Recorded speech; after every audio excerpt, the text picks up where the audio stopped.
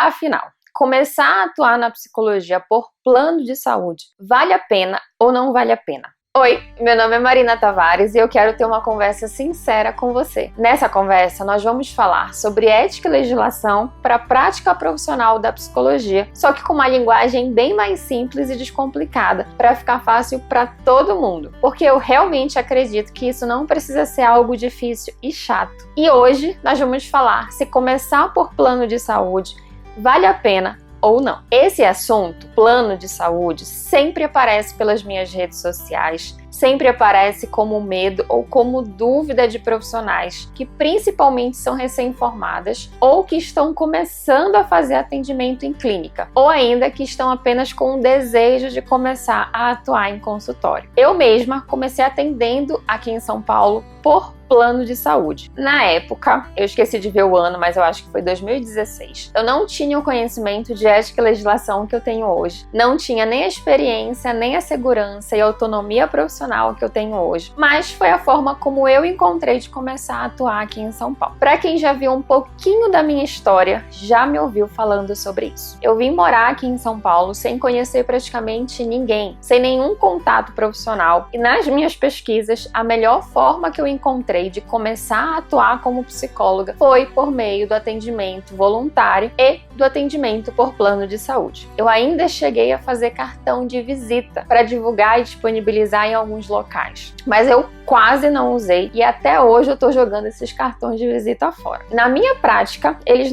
não funcionaram para captação de pacientes como eu achava que iria funcionar, mas funcionavam muito bem quando eu queria disponibilizar os meus contatos, telefone, e-mail, endereço, para as pessoas que eu já atendia. Tenho certeza que se eu tivesse naquela época o conhecimento que eu tenho hoje sobre ética, legislação e marketing, inclusive, eu teria começado de outra forma. Mas, afinal, começar a atuar na psicologia por plano de saúde vale a pena ou não vale a pena? E isso vai depender muito do que você espera e de como você vai se planejar para isso. Mas acho que a gente não pode negar que começar atendendo por plano de saúde pode ser sim uma estratégia e pode ser uma opção. E eu acredito, sinceramente, que existem formas éticas de nós atuarmos dessa forma. Mas antes da gente de fato conversar se vale ou não vale a pena começar atendendo por plano de saúde, eu acho que tem algumas coisinhas importantes que nós precisamos falar aqui. Você sabe o que é necessário para nós psicólogas atendermos por plano de saúde?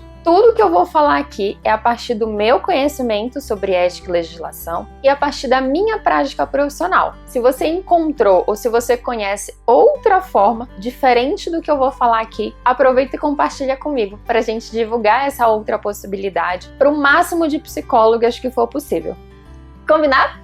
Primeira coisa que é necessário a psicóloga fazer para atender por plano de saúde é estar credenciada a uma operadora de saúde, ou seja, a um plano de saúde, ou prestar serviço para uma clínica ou uma empresa que seja credenciada ao plano de saúde. Entende a diferença? E foi justamente assim que eu comecei. Na época em que decidi começar a trabalhar com a psicoterapia em consultório, eu assinei contrato com a dona de uma clínica multiprofissional que tinham psicólogas, profissionais de outras áreas, mas na minha história ela foi assim. Eu atuava como pessoa física, profissional liberal, e sublocava uma sala por turnos nessa clínica. Como pessoa física, eu não tinha credenciamento com nenhuma operadora de saúde. Quem tinha esse credenciamento era a clínica onde eu alugava a sala. Era a própria clínica que me encaminhava os pacientes para eu fazer o atendimento por plano de saúde. Então eu pagava um preço fixo pelo aluguel da sala. Além dos atendimentos por plano de saúde, eu poderia ter também meus pacientes particulares. Mas quando eu fazia atendimento pelos planos, eu deixava parte do que eu recebia com a clínica. Uma boa parte, diga-se de passagem. Se você quer atender por plano de saúde, você precisa pensar nessas duas possibilidades. Ou você vai precisar fazer um credenciamento junto aos planos de saúde, aqueles que você tiver interesse em atender, ou você vai assinar um contrato, por exemplo, com uma clínica que seja credenciada ao plano de saúde. E é quem vai encaminhar para você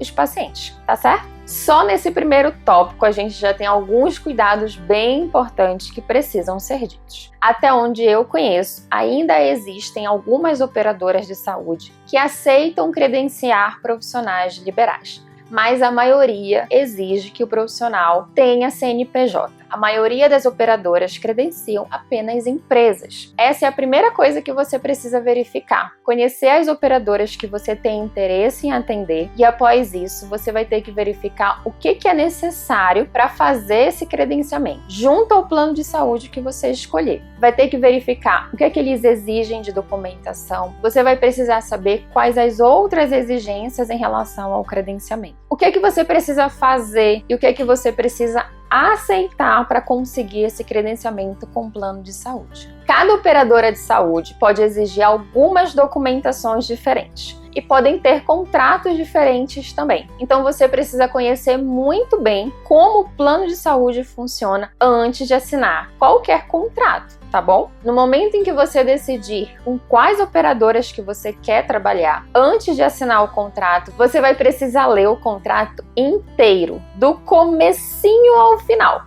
palavra por palavra, porque no momento em que você assinar o contrato com a operadora de saúde, você estará concordando com tudo que está escrito ali. Então não assine sem antes ler o contrato, sem antes entender tudo que está previsto e tirar todas as suas dúvidas que surgirem, beleza? Se você quiser esse credenciamento, tanto como pessoa jurídica ou como pessoa física, esses passos são os mesmos. Entrar em contato com a operadora, pesquisar na internet, o que você precisa fazer, quais as documentações necessárias para você conseguir o credenciamento. Por outro lado, se você prefere sublocar um espaço dentro de uma clínica de psicologia que seja credenciada aos planos de saúde, mesma coisa. Você vai precisar pesquisar qual é o melhor custo-benefício, se vai sublocar o espaço por turno, por hora, por período. E aqui provavelmente você vai precisar assinar um contrato de prestação de serviço com a clínica. Antes de assinar o contrato com essa clínica, leia do início ao final. Entenda tudo muito bem direitinho o que é que está previsto nesse contrato. E aí sim, se você concordar com tudo, você assina. Não assine se você tiver dúvidas do que está registrado ali, tá? É nesse contrato que tem que ter as informações de como será a relação de trabalho, entre aspas mesmo, de vocês. Como é que vai acontecer o pagamento, quando você vai ter que pagar, quanto você vai pagar pela sublocação, o que é que você vai ser obrigado e o que é que você vai ter direito, quais são as obrigações e os direitos da clínica, o que é que vai acontecer se você quiser interromper o contrato ou sair daquela instituição, se você vai poder levar com você as pessoas que já são seus pacientes, enfim, tudo vai ter que estar lá. E eu falo relação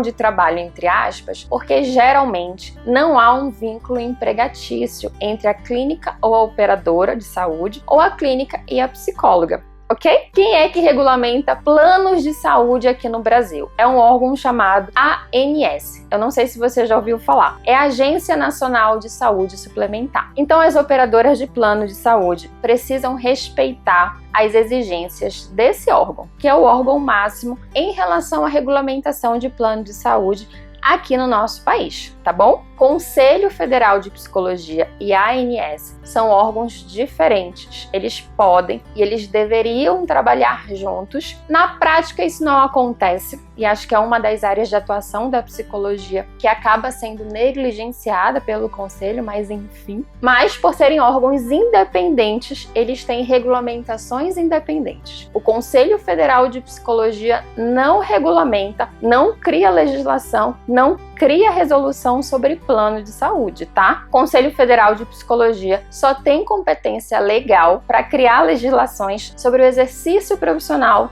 da psicologia. O que você precisa verificar no momento em que for assinar um contrato ou direto com o plano de saúde ou com a clínica de psicologia para onde você vai prestar serviço? Se a forma de funcionamento do plano de saúde ou da clínica estão de acordo com as exigências do nosso Código de Ética e das regulamentações do Conselho Federal de Psicologia. Lembrem, gostando ou não, é o órgão que regulamenta a nossa prática profissional. Se tiverem, por exemplo, cláusulas previstas nesse contrato que violem o nosso Código de Ética ou qualquer outra regulamentação do CFP, a orientação é que você não assine o contrato e busque um plano de saúde ou uma clínica que permitam você ter autonomia profissional para trabalhar. Se você assina um contrato, depois você não vai poder falar, eu não sabia, se aquela informação estava prevista no contrato que você assinou, concorda? Se você assina um contrato, depois você não vai poder falar, eu não sabia, se aquela informação estava prevista no contrato que você assinou, concorda? E saber muito bem o que está sendo assinado também é importante para a gente saber se a gente for cobrada de alguma forma indevida. Independente se você for prestar serviço para uma clínica ou se você fizer o seu credenciamento direto com a operadora de saúde, você precisa garantir que você vai ter autonomia profissional no que diz respeito à prática da psicologia. Combinado? Por exemplo, para você não ficar com dúvidas, não é o plano de saúde, não é a clínica onde você vai sublocar o espaço que vai te dizer qual é o tempo do seu atendimento ou quais são as demandas que você vai ter ou não vai ter que atender. Saber qual é o tempo do seu atendimento, qual a sua capacitação para atender determinado público, é você que tem a obrigação de saber, beleza?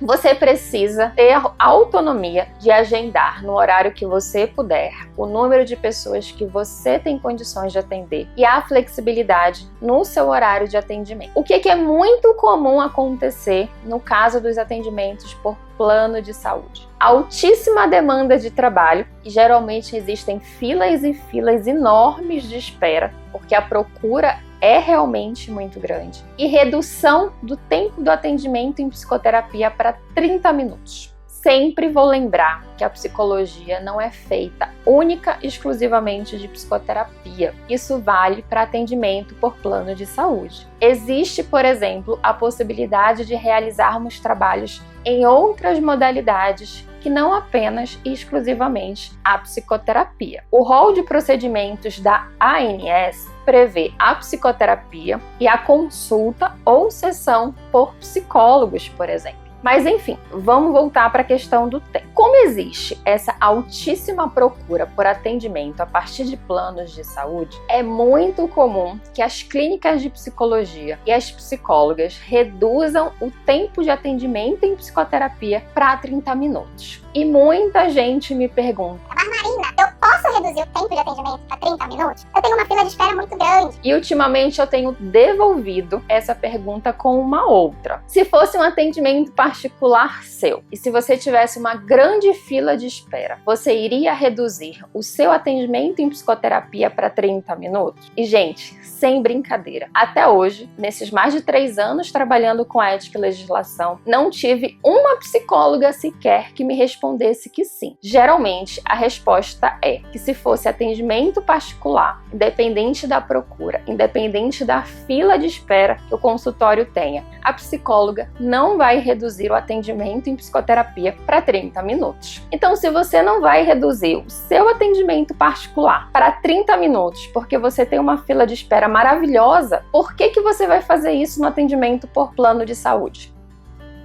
Marina, é porque paga pouco, então não atende por plano de saúde se você não está satisfeita com o que você vai receber financeiramente. Até aqui, eu ainda estou pressupondo que quem trabalha com a psicoterapia tem como base um referencial teórico, uma abordagem teórica. Nós não somos obrigadas a seguir apenas uma abordagem teórica, tá?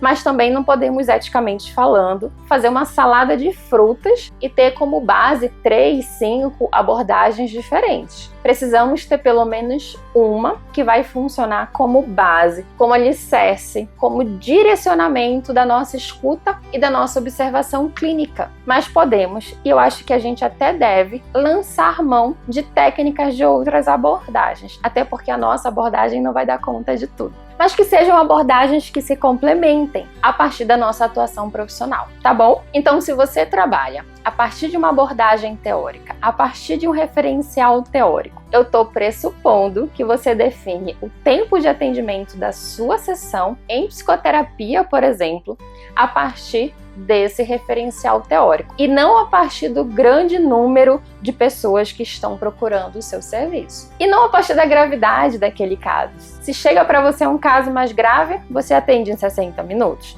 Mas se for um caso mais leve, você vai atender em 20, 30 minutos. Você deve concordar comigo que isso não existe na prática, né? Se isso não existe no nosso atendimento particular, Isso não deve existir, porque a clínica para onde eu presto o serviço ou plano de saúde mandou. Independente se você atende por plano de saúde, se você atende de forma particular, de forma voluntária e não vai receber honorários pelo trabalho, a qualidade do seu serviço precisa ser a mesma. Eticamente falando, não pode haver distinção. Então, reduzir o tempo de atendimento para plano de saúde em psicoterapia de 30 minutos a sessão, porque a demanda é alta, isso é caracterizado falta ética. Se eu me capacito para fazer um atendimento em psicoterapia a partir da minha abordagem teórica e ela preconiza 50 a 60 minutos, é porque existe toda uma fundamentação, um estudo para que o atendimento aconteça nesse tempo.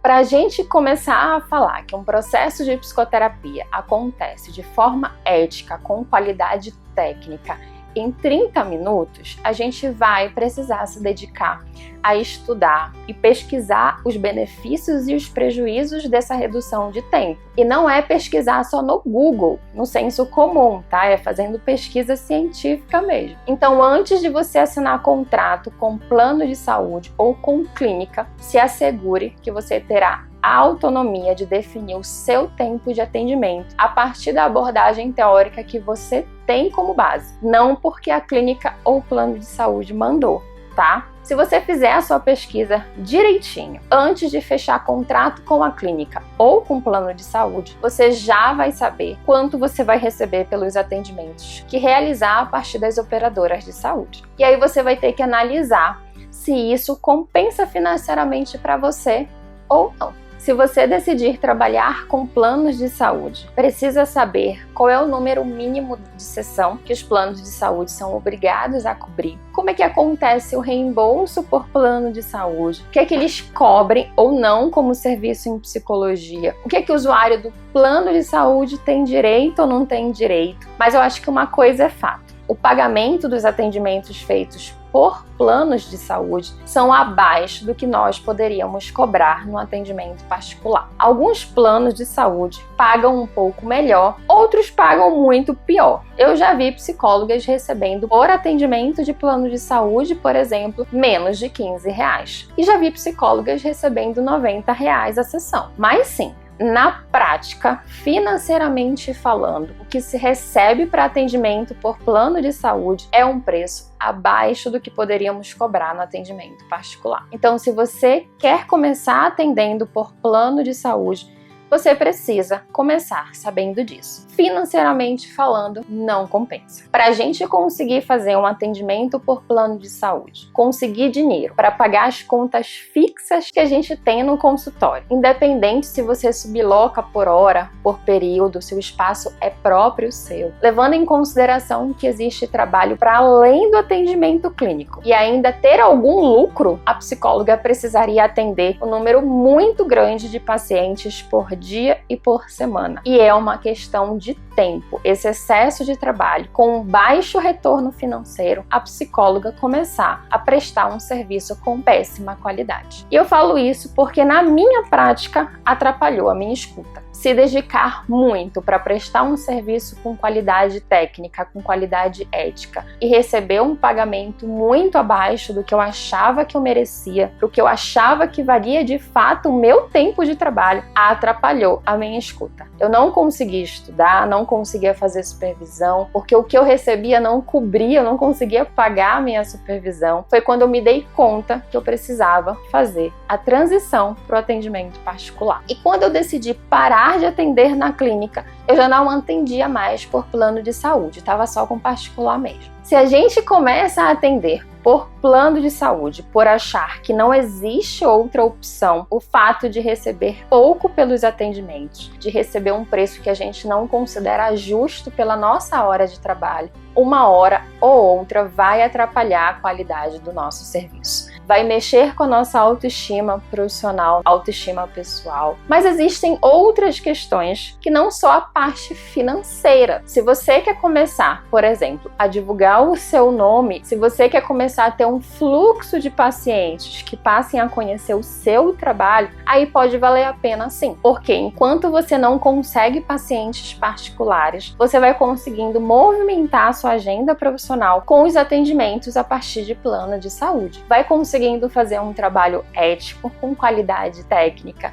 As pessoas vão gostando do seu trabalho, vão começando a te indicar para outras pessoas e assim as coisas vão acontecendo. Pensando na circulação do nosso nome profissional, para quem está começando a atender por plano de saúde, pode ser sim uma opção. Mas não vai sair lotando a sua agenda com atendimento por plano de saúde, tá? Porque se você coloca atendimento por plano de saúde em todos os horários que você disponibiliza para atendimento em psicoterapia, quando chegar um atendimento particular, você não vai ter como encaixar. Então, comece definindo um turno, um dia, alguns horários na sua semana para você fazer o atendimento por plano de saúde. Porque além dos atendimentos, lembre, você vai precisar ter tempo para estudar, para fazer supervisão, principalmente no início de carreira é indispensável a gente fazer supervisão. Você vai precisar de um tempo para as questões burocráticas do consultório, questão administrativa do seu consultório, organização da sua agenda de trabalho, elaboração de prontuário, elaboração de documentos psicológicos. É importante a gente colocar na nossa agenda horários para remanejamento de sessão, por exemplo, quando o paciente faltar. Enfim, então você precisa lembrar que atendimento clínico em psicoterapia não é feito só de atendimento, tá? E aí, conforme o seu nome for circulando, conforme as pessoas forem conhecendo o seu trabalho, você vai poder ir diminuindo o número de atendimentos que você faz por plano de saúde e aumentando o número de atendimentos de forma particular. Enquanto você tá com a agenda tranquila, você pode pensar em formas de parceria para conseguir mais pacientes, marketing digital, marketing de conteúdo, pensar em outras estratégias para você conseguir se posicionar e divulgar o seu trabalho da forma como você preferir.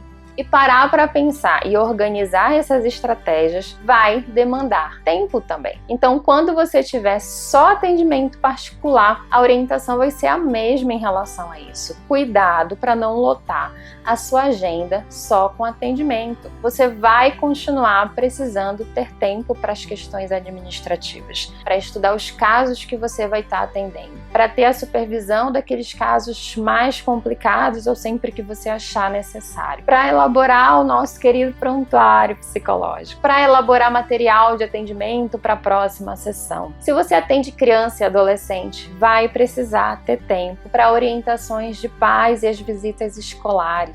Eu acho que é possível a gente começar a atuar em clínica das duas formas, tá? É possível começar atendendo em consultório por plano de saúde de forma ética e é possível começar o consultório atendendo apenas de forma particular. Existem psicólogas por aí com consultórios de sucesso, consultórios que se mantêm e dão lucro e que começaram das duas formas. Não existe mágica. Muita gente me pergunta ou me pede uma forma rápida e mágica para fazer as coisas acontecerem assim. A gente não constrói a nossa carreira do dia para a noite. A gente não vira referência naquilo que a gente se propõe a fazer do dia para a noite. É importante a questão do tempo. É com o tempo que a gente vai investir na nossa capacitação pessoal, na nossa capacitação teórica e técnica. A própria experiência, a própria prática profissional vai fazendo com que a gente se sinta mais segura naquilo que a gente faz. E é o que eu sempre falo. Não adianta a gente ter muito conhecimento acumulado se a gente não se permite colocar em prática. Só o conhecimento não nos traz segurança e autonomia para a gente atuar. Mas da mesma forma, não adianta a gente só ter prática se a gente não tem conhecimento. A gente precisa encontrar uma forma de associar o conhecimento que é necessário com a prática daquilo que a gente quer fazer. Muita gente chega para mim com medo das dificuldades, com medo de passar perrengue, mas perrengue todo mundo vai passar. Você vai passar por perrengue, independente se você é recém-formada ou não. Não existe experiência profissional linear, onde tudo dá certo o tempo todo. Sempre os desafios e os imprevistos vão acontecer. Então não tem como a gente começar perfeitamente atendendo por consultório, seja por plano de saúde, seja de forma particular. Se der tempo para você se preparar tecnicamente, para você se preparar pessoalmente, é necessário tempo para as pessoas te conhecerem o teu trabalho. Mas não fica esperando o paciente cair do céu, tá? Eu não tô aqui falando só de marketing digital, não. O meu trabalho hoje, ele é completamente atrelado ao marketing de conteúdo, mas não existe isso de só vai funcionar se eu estiver produzindo conteúdo na internet. Eu conheço profissionais competentes, com carreiras estáveis, consultórios de sucesso e que não trabalham produzindo conteúdo para a internet, que não fazem uso massivo de marketing digital. O marketing digital e a produção de conteúdo são ferramentas maravilhosas, sou suspeita para falar, eu acho, de nos posicionarmos e alcançarmos um número maior de pessoas. Mas se você não quer trabalhar com marketing digital, com produção de conteúdo, tá tudo bem. Você só vai precisar encontrar uma outra forma de fazer com que as pessoas te conheçam, saibam que você existe e saibam qual é o trabalho que você oferece. Em relação a isso, é muito importante você saber que faz sentido para você e para sua prática profissional.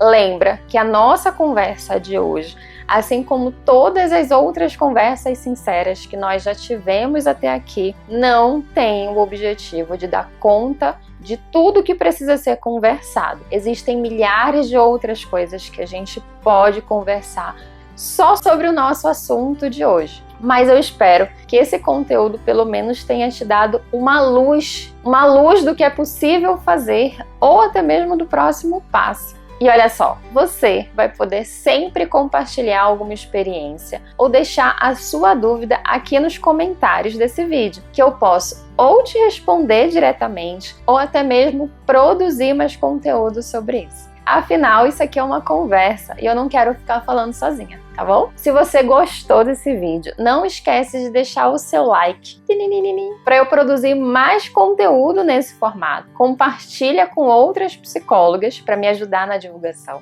Se inscreve no meu canal e ativa o sininho de notificação para você ser avisada sempre que tiver conteúdo novo por aqui.